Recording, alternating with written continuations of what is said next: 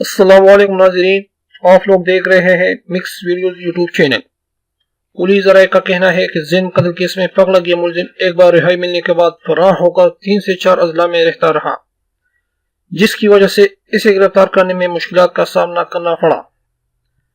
ذرائع کے مطابق ملزم عمران کو زینب قتل کیس میں گرفتار کر کے چھوڑ دیا گیا تھا، جس کے بعد او بھائی پیرو چلا گیا اور دو روز تک وہاں قیام کیا اور پھر پاکپتن اور اس کے بعد والا چلا گیا۔ پولیس کی جانب سے یہ نہیں بتایا گیا کہ ملزم کو کہاں سے گرفتار کیا گیا ہے، تاہم اسے گرفتار کر کے اس کا ڈی این اے کرایا گیا تو او میچ کر گیا، جبکہ ملزم نے تفتیش کے دوران بھی اعترافی جرم کر لیا ہے۔ قصور میں ننھی زینب کو جنسی درندگی کا نشانہ بنانے کے بعد قتل کرنے والا درندہ پکڑا گیا ہے۔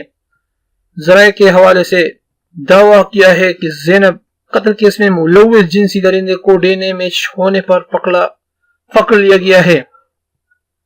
ملزم زینب کا دور کا رشتہ دار ہے اور اس کی عمر تقریباً 35 سے 36 سال ہے۔ ملزم پر پہلے بھی بچوں سے جنسی زیادتی کے کچھ الزامات لگے تھے، تاہم ملزم کے شیو کرانے کی وجہ سے سی سی ٹی وی فوٹیج کی مدد سے اسے پکڑا نہیں جا سکا۔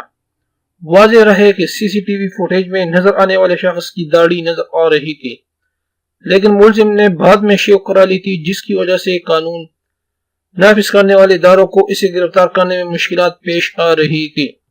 تو اگر ویڈیو پسند آئی ہو تو اس چینل کو سبسکرائب کرے